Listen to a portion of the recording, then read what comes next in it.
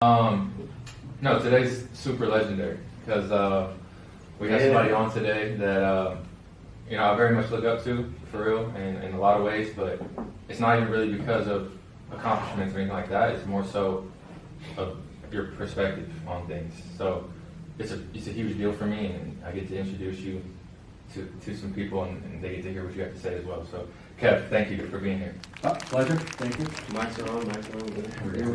You're a legend in your own right. Appreciate it. P, pleasure to be here with you. Yeah, man.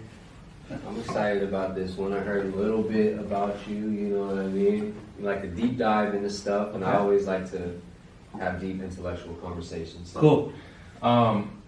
I actually don't even know this part myself. Could you at first just kind of introduce yourself, where you're from, where you grew up, kind of your background? Yeah, I'm 39. I was born here in Tarzana, California. First generation.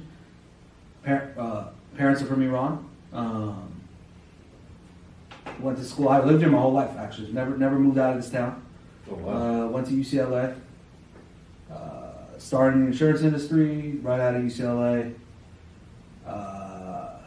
Got a wife named Erica. You know her. Yep. Daughter Kayla. I met her when she was 13. She's 22 now. That's it. Got a cool family. Blessed person. That's me. 100%. Normal guy, man. You know? Yeah, nothing unusual about it. What did you study in UCLA? Whew. Oh, I was a history major. Really? Yeah. I went into it. What made you choose to be a history major? I didn't know what I wanted to do. I wanted something. I took like a math class. I was always good at math in high school. And I took a math class at UCLA, and it was like, I ended up getting like a C+. And I'm like, nah, this isn't for me. So I wanted something that gave me options out of college. And so I chose history. And I would say I wasn't too focused during college. I think I've thought about it actually as I've gotten older. I would probably do it a little bit differently if I were to do it again. I don't know, We were just talking about that on the way here, bro. Same thing. Yeah, literally. Just talking about that on the way here. Yeah, I don't remember much in college. I was pretty disconnected. You're just going through the motions. When you say disconnected, what do you mean by that in a sense? Like, how are you disconnected?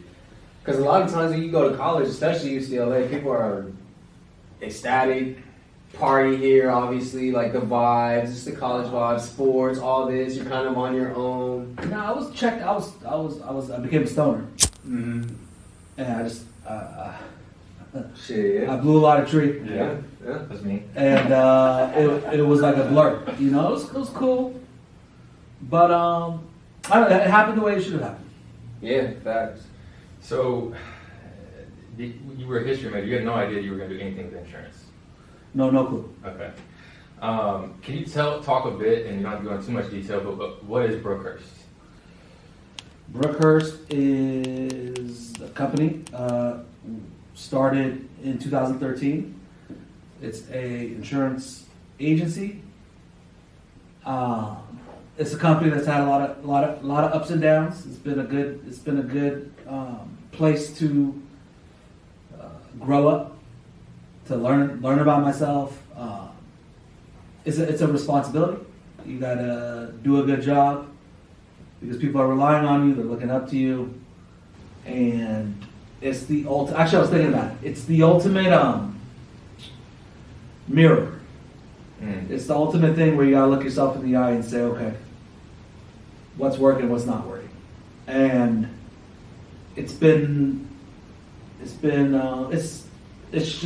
a tool to turn into something that is ultimately hopefully going to make a good impact on people.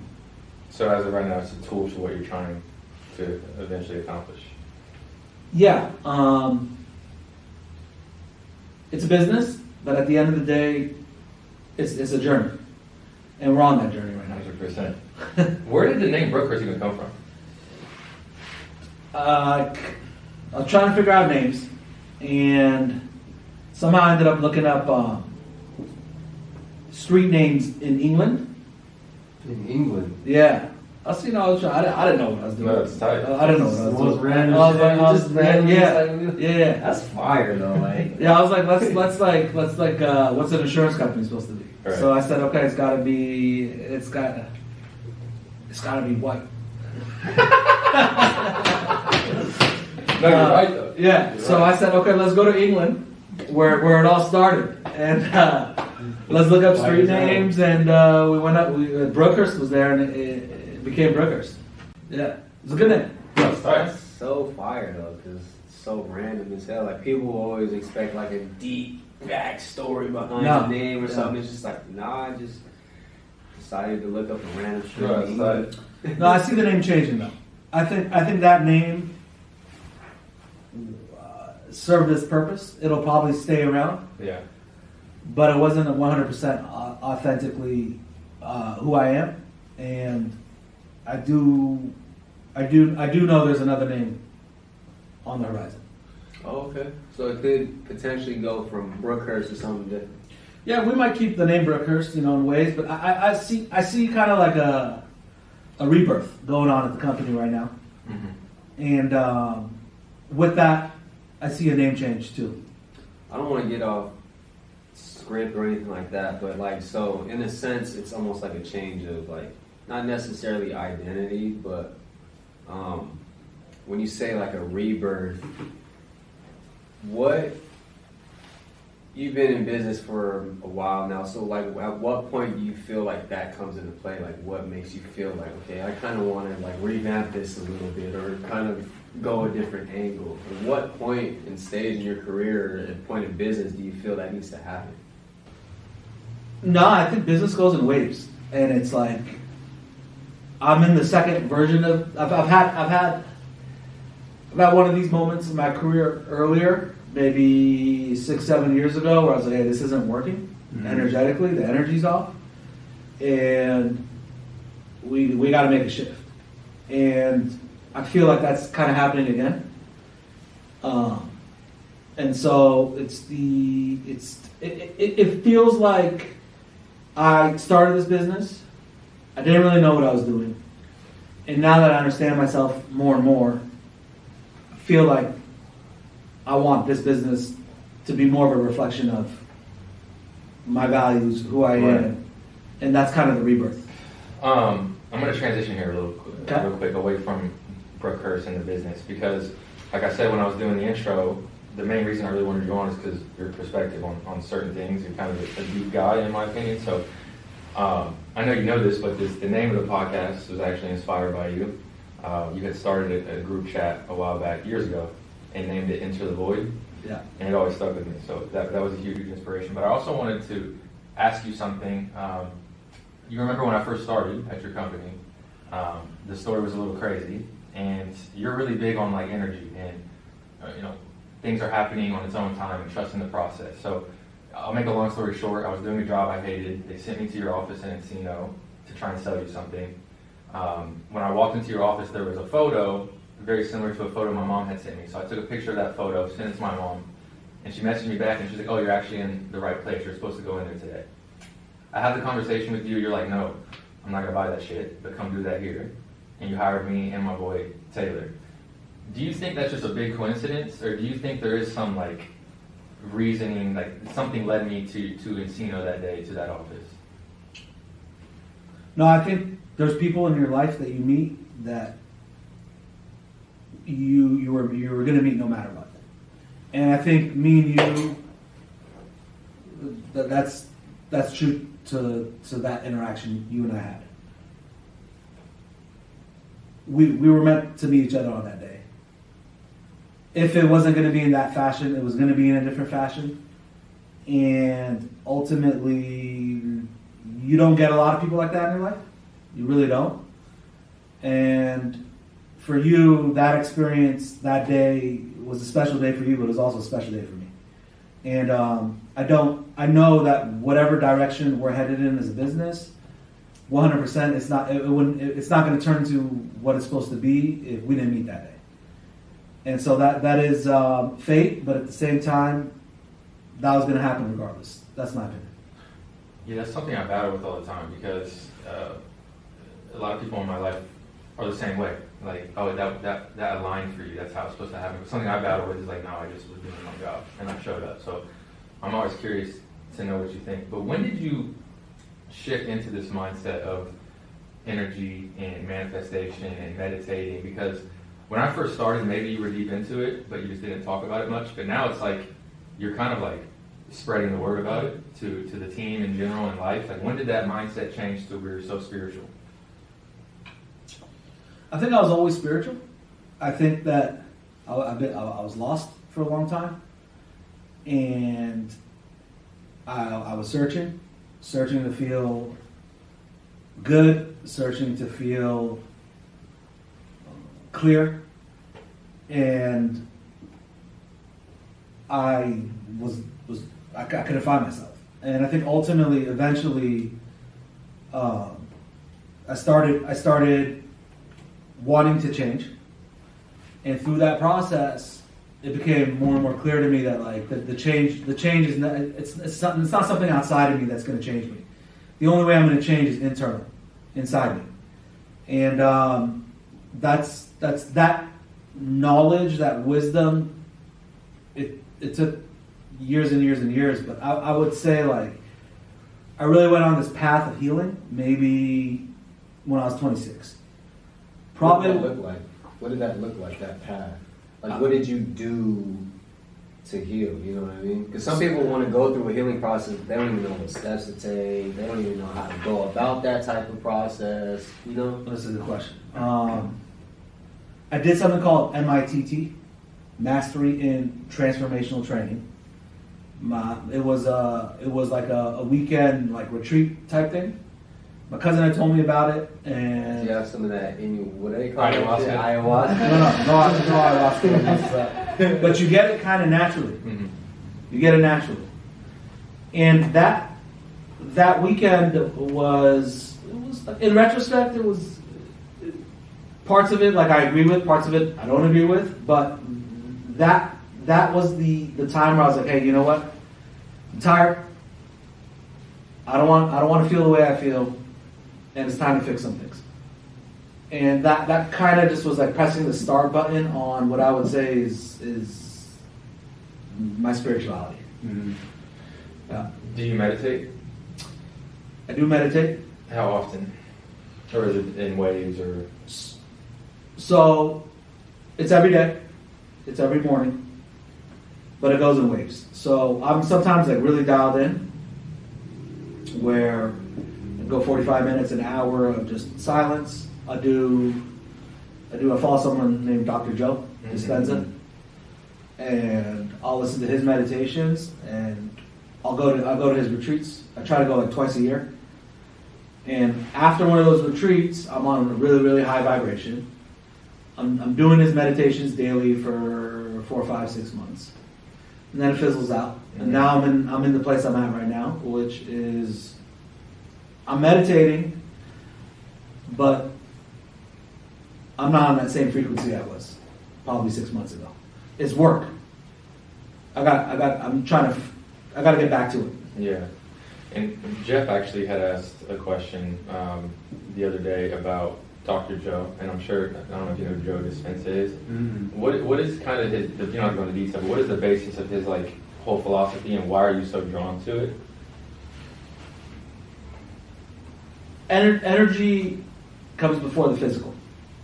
So everything that's happening in this moment has already happened energetically. So you probably already always envisioned you'd be sitting there in this seat having a conversation, maybe us having this conversation, or versions of conversations like this. And I think ultimately his philosophies come from everything is within us. We are energy, and we're searching for things outside of us, but in reality, everything you've ever wanted is already inside you. And he's in his retreats is where I really like, I'm just saying words, but actually experiencing, getting into your meditation. Right. You're in a room with 2,000 people in there. meditating 3 times a day for a couple hours. Everybody's each session. Everyone's on a frequency. By that 5th, 6th, 7th day, you're like, all right, I understand life now.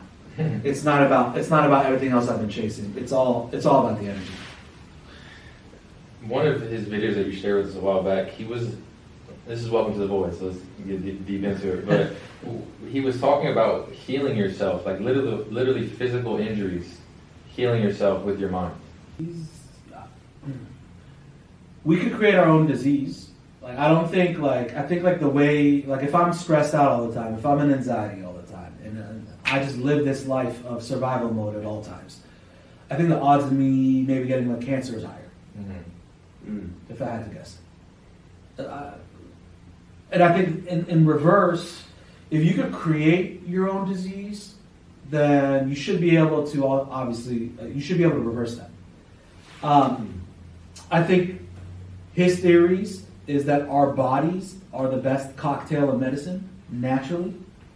That our immune system and our minds are we're working together. We have and it's if we can tap into our body energetically and move energy around your body, you could use that to kind of heal. So he did that himself.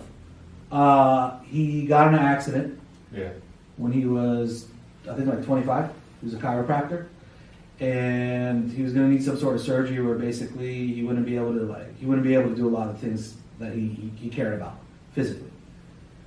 And they wanted to do some sort of surgery that would have changed him forever.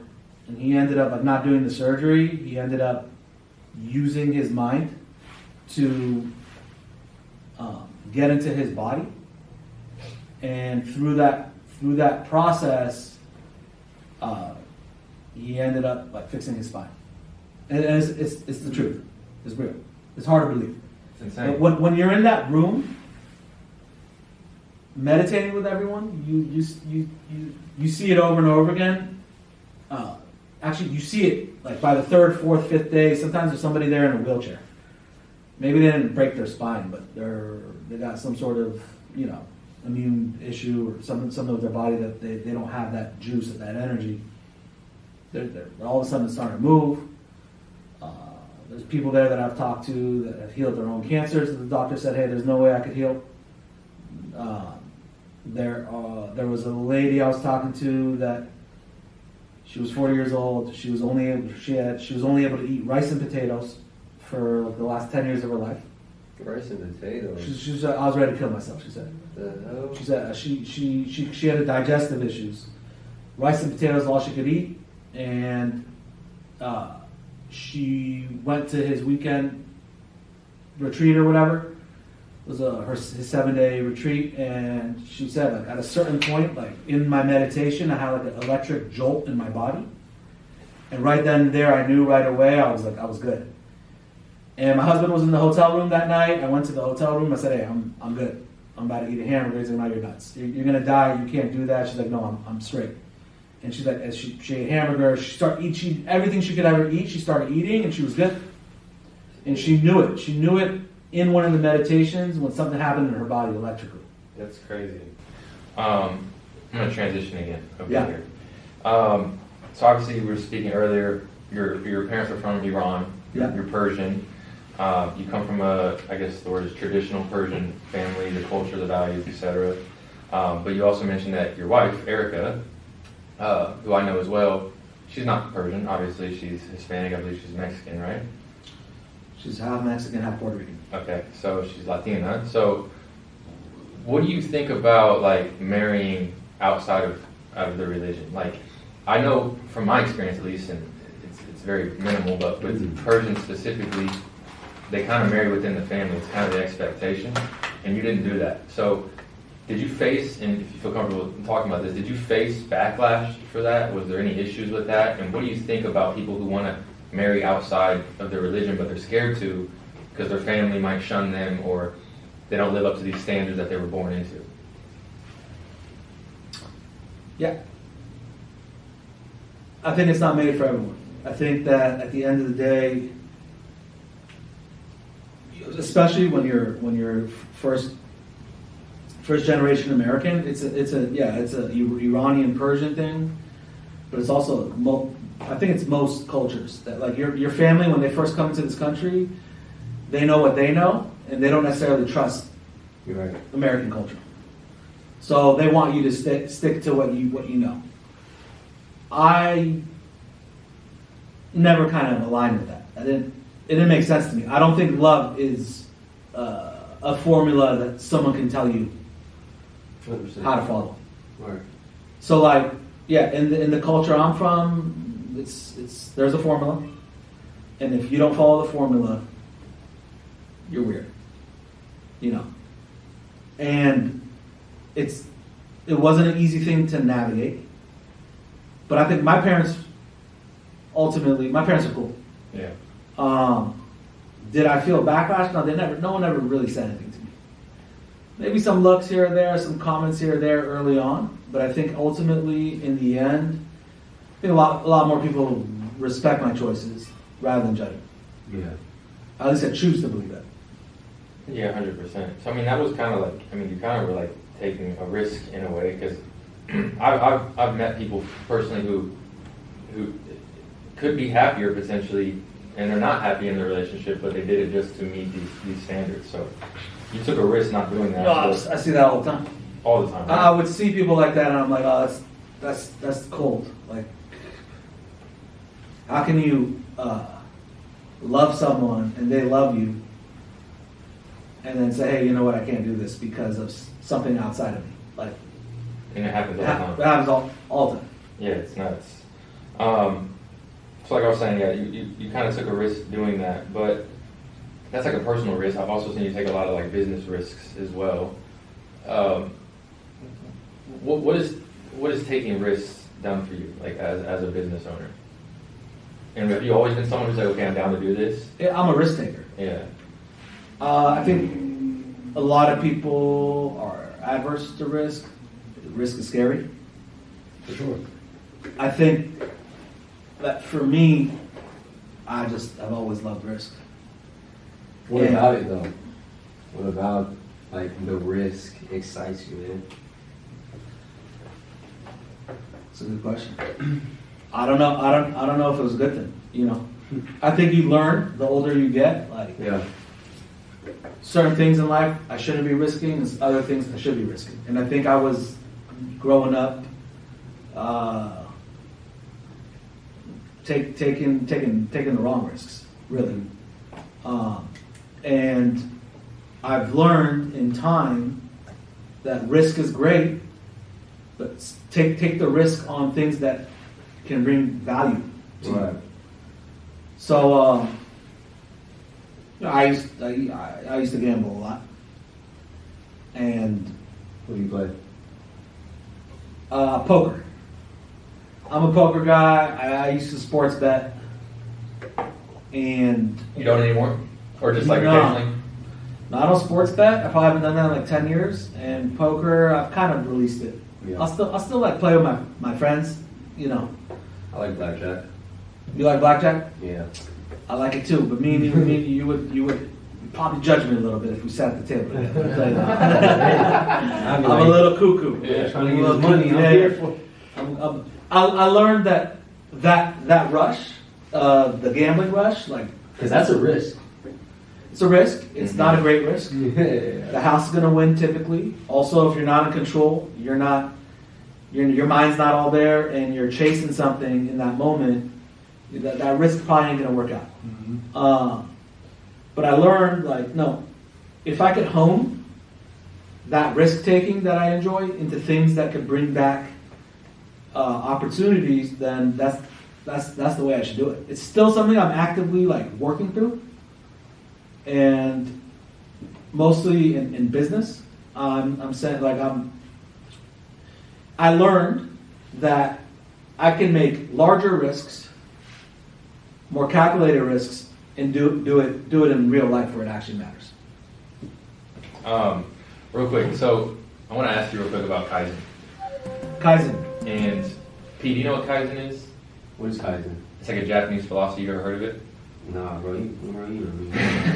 Explain, not just Pete, everyone, what is Kaizen and how did you find it and what has it done for you?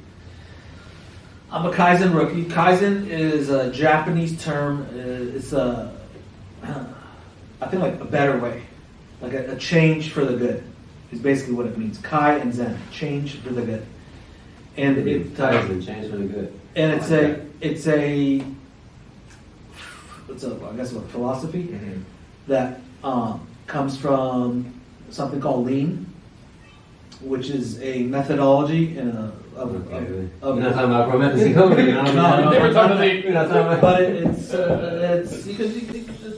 a different type of lean. Yeah. We can get crazy in this. I'm a spiritual guy here. Right. So, Kaizen is a tool that's used in lean methodology as a way of continuously improving your business with small, little, continuous improvements every single day. Because business could be overwhelming. You could think, hey, I got all these different things I need to do. And saying, no. Take a step back. You don't need to do everything. You just need to, every single day, eliminate waste. What's going on? There's these different types of waste happening all around you. You're identifying the wastes, and then you're trying to eliminate the wastes. And that's, I saw my friend do it with his business. It totally changed his business around. He believes in it 100%. I saw what it did for him, and I felt like, you know what, you saw, he came in. Hopefully you guys will have him on the pod one day. Yeah, for sure. He came in, he talked about it, he did a presentation for us. Gil, right? Yeah, Gil. Yeah. I felt like it's cool me being like spiritual, and when we brought the office back, let's get spiritual. Yeah. But at the end of the day, that's just a small piece of it. And I need like I don't have like a coach. I didn't go to business school. Right. So how are we? Everything is intuitive. At least with me, and that can only get you so far. You need some sort of identity, way of doing things, and that's what Kaizen started kind of becoming for Brookhurst. 100%. And I also think like Kaizen, you mentioned it a lot with business, but you can do it personally too. Like it's really about just being as efficient as possible and eliminating waste and everything in your life. Like, you can personally practice Kaizen. You don't have to run a business to practice Kaizen. Kaizen's a way of life. 100%. It's getting from point A to point B with as little bottlenecks as possible. It's about creating flow all over your life. So, for instance, like on your iPhone, how many you got to scroll to get to an app? I don't know. We have 100 apps on your phone. Well, it's like you don't need to scroll through 5 different pages to find the app. Like, you can create these boxes, have one main home page, click on the box, find the right thing, and boom, it's just easier to get to your apps, for instance. 100%. That's like a Kaizen, essentially. So earlier I asked you the question about like newer generations and stuff, but if you could go Can back, I ask you a question? yeah, of course, So, that's okay with us? of course. Yeah. So what we've been doing Kaizen for 4 or 5 months. Yeah. How do you feel about it? It uncovered a lot of things in the business that are easily solvable that we were ignoring for a long time, and it's brought us all closer together, and we all have a common goal now where we didn't in the past. So to answer your question, I think it's done a lot. I think we're still very fresh on the journey. We just started it, but I think if we continue to stay on the path of this Kaizen for a year, 2 years, 3 years, 4 years, I think it's going to do a lot of good things for us. Yeah. No, lean, getting on this like lean methodology, lean forces you to like, lean exposes everything in business. Whereas like we were getting by, we're doing pretty good, we're making some money, it's, I'm not dealing with a lot of, issues, for instance. So we're going through the motions and it's all good. But in reality, like we weren't turning into who we're supposed to be. And lean is now forcing us to wake up every day and see, hey, here's what's actually happening right now. And it ends up once you're in it, you can't get out of it. It's like this you press the start button energetically, and now everything is just flowing. I feel like this is the most what's the word? This is the calmest I've ever felt in business. Yeah. Doing this. It's a good feeling. No, It's a good feeling to have in business. Yeah. And And it's not like our business isn't like doing phenomenal right now. Yeah. I don't. We got a lot of things to fix. Mm-hmm. But I feel like there's a really good way to fix it, and we're in that. Yeah, obviously I've been on this journey with you now for 6 years, and a question I had earlier that I wanted to ask is,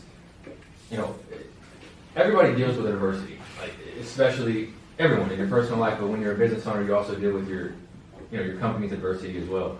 There was a time a couple years ago where we kind of got rocked a little bit, and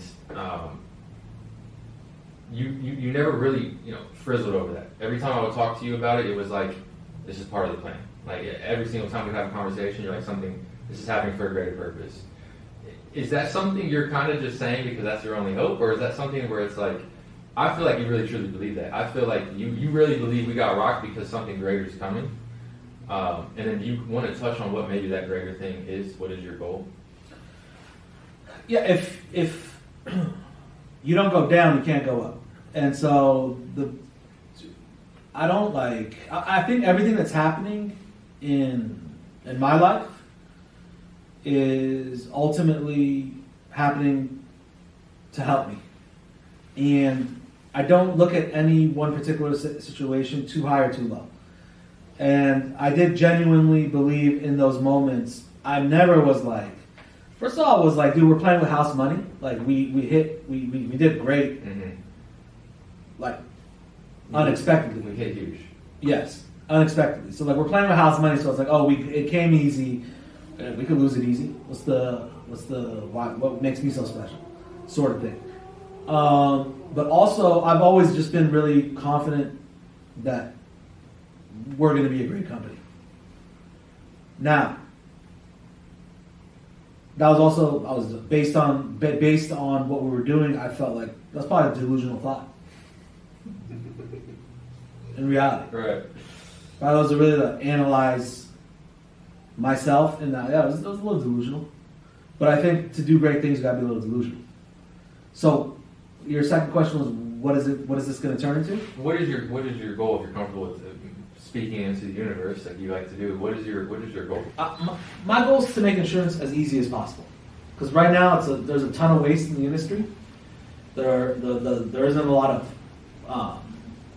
It's ultra competitive. There's a lot of people doing the same things, and there's a lot of waste going on, and it makes our job way harder. I want to make insurance as easy as possible, and ultimately, what that turns into is unknown, but we've seen insurance the easy way.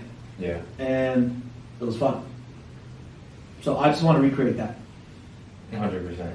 How do you feel about like the stigma of like, because I know there's different avenues of insurance and stuff like that, right? So how do you feel about the stigma that people put on it, like Scam. Insurance is legal scamming and X, Y, Z? Because I mean, I'm not gonna lie, I've been on the opposite side of that where I'm like, man, bro, I'm talking to the homies or something like that. Like, man, bro, insurance ain't nothing but just legal scamming, blah, blah, blah. But obviously that's some instances, right? Because I know there's different alleys for insurance. So, like, not every insurance company has that stigma. But for the most part, when you hear insurance, people are just like, oh, man, that's just a scam.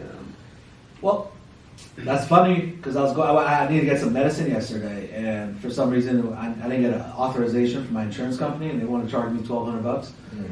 And I'm like, I was like, oh, okay, now I see why people think this is a scam. Mm-hmm. Now, it'll get solved. It's not going to cost me that much, right. But ultimately, everybody, the typical insurance buyer doesn't like insurance because they don't have claims. But it's like when you have a claim, when things go wrong, is when you're like, oh, thank God I have my insurance. Right. Now, can an insurance company screw you? I mean, if it's in the if the policy that you purchased has some sort of ways of screwing you, they can screw you. But I think ultimately, at the end of the day, insurance is a contract. You purchase it to protect yourself from risk, and ultimately, it's the difference between saving somebody's business and their business dying. So I mean, without insurance, this could be a lot more risk out there. Right. It's a contract. It's a financial contract. You pay X amount of dollars to get A, B, and C. Right.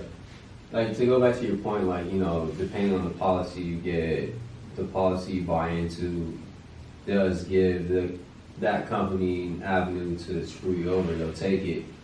So, like, for example, like home insurance, right? Like, I want to say like a year ago or something like that, I had lost my crib in a mudslide that happened over there at Beverly Glen. Wow. Like, over there, like, literally lost the crib. Yeah, he woke up in his living room. I woke up in my The mud bedroom. pushed him from his bedroom because he almost It died. hit my bed, smacked my bed, I go through the wall, now I'm waking up in the kitchen, like, Crazy. Wow. yeah. Unharmed yeah. though, no scratches. No scratches, no nothing, thank God. But zilch from insurance. Zero, nothing. Yeah. Can't even cover nothing. So it's like, why do we have this insurance? And then on top of that, people be like, well, what policy did you buy with it? It's like, why even put in a policy in place that can allow you to screw over your client or something like that? You know what I mean? Like, why not just have a basic policy and then this policy and this policy, and then, so that way you know everything is black and white. You know what you're getting into. You know what you're buying into. You know Like what it was I'm like a pothole exclusion or something. Like there's some sort of there are certain risks that no insurance company is going to take, right? and you probably you had like it was a extremely rare thing that happened, Right. And you got fucked. Right. That's the reality. Yeah. See, and that's That where sucks. it's like, Yeah, that sucks. So what, you lost? All his clothes. yeah, like clothes. Like, Were you renting? Were you renting? Yeah, the we home? were renting though. So the homeowner lost everything. Essentially, They, but they're building it back up. okay, so they probably got insurance money. Probably. But did you have renter's insurance? Yes. And it didn't And it cover didn't you cover for, that. for a month's time.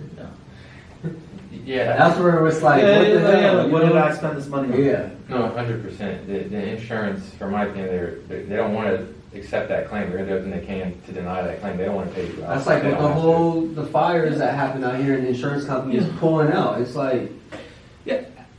At the end of the day, I think insurance is a great industry. I would never do it if I didn't think it was a great industry. no, for sure. That's why I said, But only that's certain avenues. yeah, that's like me being in it, understanding it. But I also understand on the other end, like if you're 100%. going through an experience that you're going through, then you're not, it's going to give it a bad taste.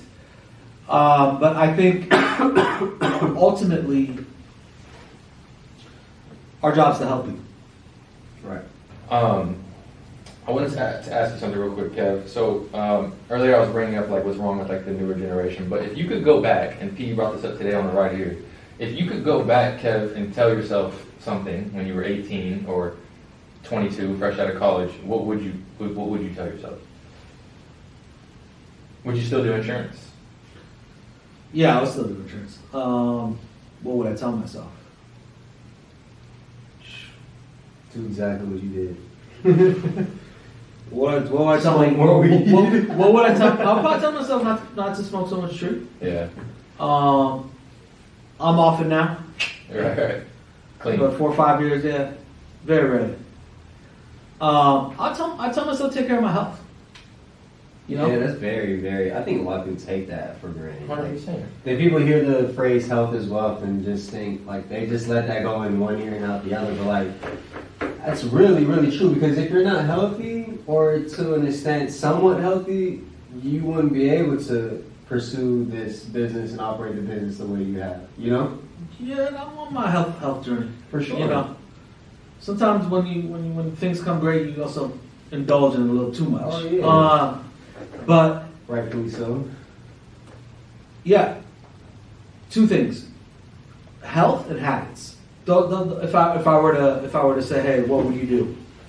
Like I would have valued creating good habits for myself more, and I would focus more on my health. Can you tell us like maybe some bad habits that you had? Other than smoking tree, Yeah, I wouldn't call that a bad habit. I partake. But like any bad habits that you may have had that deterred you from chasing your goal, and then like what good habits you developed along the way that actually helped you grow and actually progress in your journey. Bad habits, huh? I mean, I don't know if you call this a habit, but just kind of having a victim mentality, looking outside myself, thinking about, what's wrong. I mean, that could be a bad habit because there's people that are so full of themselves that they just think they're bigger than the program. They walk in here and they're just automatically better than everyone in the room. So You're saying that like if something goes wrong in your life, it's somebody else's fault. I think a lot of people are like that. They're victims, and I think ultimately it's a mentality. So just having like the wrong mentality, sort of thing, is to me is almost it is like a habit. Like Dr. Drew has a book called Breaking the Habit of Being Yourself. Everything is, our minds are programmed, and it's automatic. We are living based on our past experiences. We're living based on a set of previous habits from our past. And everything we're navigating is basically a habit. And it's about taking control of those habits, taking control of your mind, and pointing it into the direction you want it to go. It's being in control of your mind instead of letting your mind control you. So I would say that's like the biggest shift for me, habit-wise, is I'm trying to take control of my thoughts. 100%. I think when I was 18, 22 years old, my mentality was all fucked up. Like I had really bad habits as well. And I think sometimes it just takes a while to grow into that. Sometimes people never do. No, you strike me as somebody who has some pretty good habits always. I definitely have some bad habits. I'm looking at Jeff because Jeff was around, but I'll tell you what, you have great habits right now. I appreciate it. I try really hard. there's so many bad habits, and then you develop good habits now that help you progress. Correct. 100%. I wanted to ask you something personally, real quick. You ever have any ideas, or do you ever have any desires to have your own kids? I know you and Erica have it. No, we're definitely. Really? Most definitely. Wow, I didn't know that. Like, I'm ready to be that. awesome. Yeah. You're planning on it. We've tried. We've had we've lasted 5 or 6 years. Wow. We've had 4 miscarriages. Yeah. Oh, wow. Sorry to hear that. Yeah, it's been exactly what the doctor ordered. How about that? Mm. Yeah, we feel good. I feel like we're close. Yeah, I think that ultimately I'm ready to be that. Right. I know Erica is ready to have kids again for sure. Have you guys ever considered some sort of like adoption or anything like that, or do you want it to be more like? I mean, like I think like when you're like going through like the excitement of your girl being pregnant and then losing the baby one time, and then the second time, then you do the third time, you're like, shit, there's something wrong here. You know, you think about all options. And the fourth time, I think in many ways it felt like we were ready, but maybe I think spiritually we weren't ready. And I think that ultimately we're taking the IVF route now, and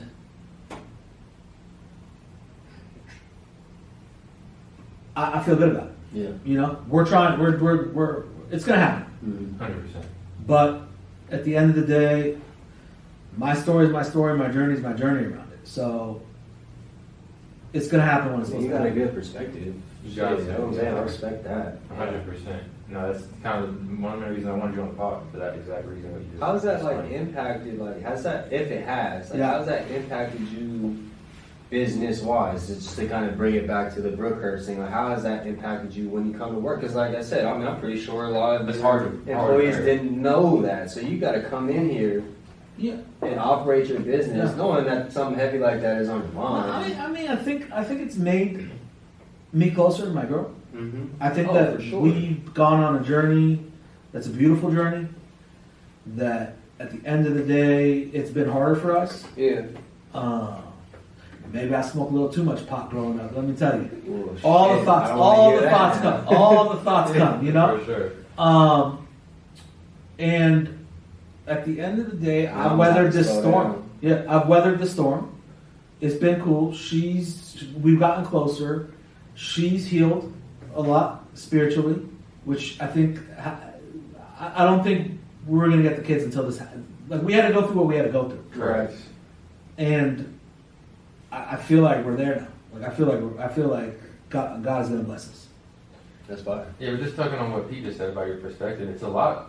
It's very easy for someone to crash out after the I second would've. miscarriage. You know what I mean? Like, It's like my girl is Shit. strong. Like, Yeah. it's like it's harder. It sucks for me, but it really sucks for her. 100%. You know, every time you go through one of those,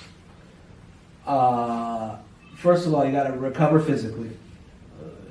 You got to recover emotionally. Yeah. It hurts your confidence. And it takes a toll on the body. It takes a toll on the body. But Erica's a strong girl. Soldier. She's a soldier. She's been through it. She's been through a lot. Yeah, This- women definitely help make this world go around for sure. Like, for sure. I respect Erica a lot. Yeah. 100%. I do as well. Thank you for sharing that. Let's shed a couple tears on the pod. How about that? Yeah, she has mine too, and I haven't even met her. So. Right, for sure. I mean, this has been the best. Is exactly what I envisioned in Yeah. my head. I don't really have too I had much of. no fucking expectation. I was telling him, I was like, I'm kind of excited. Just off the little things that he told me about you, I was like, I'm going into this blind, so I have no expectations. I was just going to ask my questions off the top of my head based on what you said. Yeah. So I was like, I like it. I like the conversation we had. Yeah, 100%. It was organic. But I also want to take this moment to, Kev, you don't. Was really- that the final question? No, I was just talking. Yeah. I don't know what he had. No, I was just going to share something real quick. Yeah. So, Yeah. I do have one last question, but I would say this: you guys should try to have kids as soon as you can, really, with the right lady. Yeah, spice up the life a little bit. I'm not afraid of having kids. I'm not either. I know that sounded like I was about to say something. I'm not either. But In my head, it was like a blow. I'm like, you know what? I'm not either. You're young, but I would always say like, my friend Gil had 4 kids. He had his first kid when he's 18. He's 2 years younger than me. He's 37 or 37. Mhm. He's got 4 kids already. He's like, it's dope. Like if you could have kids like at a younger age, I would spice up your life a little bit. Well, you also gotta Yeah. like be ready for that. ready for that and situation. You know, like the situation has to call for it too in a sense, because like you don't want to be down bad and say you want a kid. Now you can't even take care of yourself. Now you can't take care of the kid. I think like you'll always figure out a way to take care of the kid. It's just like about like, are you with the right person? Mm-hmm. I think that's what it comes down to. Like, if you think you're with the right person, then I think everything will work out from there. That's I'm what excited about the thought of having kids though, For especially sure. like my person. You know what I mean? For sure. He's a very Plus, my girl, she holds shit down. So like having a kid with her would be no issue. 100%. Having a little mini me walking around here. Yeah. I also think I'm going to be a great dad because You're gonna be a great dad. I'm very passionate about everything. I'll be tied with you. Let's go. Well, I'm great dadness. Let's go. No, I just want to take a second real quick because Kev, you don't ever, as me and Pete would say, you don't ever pop your shit. You don't ever, talk about yourself or do anything like that. So I just wanted to take a moment to say, I really look up to you in a lot of ways. You're a big motivation in my life. Since I started at Brookhurst, insurance didn't do this to me. It was your guidance. It's really turned my life around, and I mean that in a lot of ways. You help. You're a giver, and you don't ask for anything in return. And I just feel like if you're not going to pop your shit, I'm going to do it for you. So we appreciate you. I know you're very busy. Today has been everything I envisioned, and I'm very grateful for this moment and for you. I just wanted to say that. No, you've been inspiring to me as well, and I'm not bullshitting that. I think seeing Anthony here every day, the guy brings the juice. You bring the energy. You're a doer. You're always doing. You're not sitting there on the sidelines. You're going for it, and you also like you.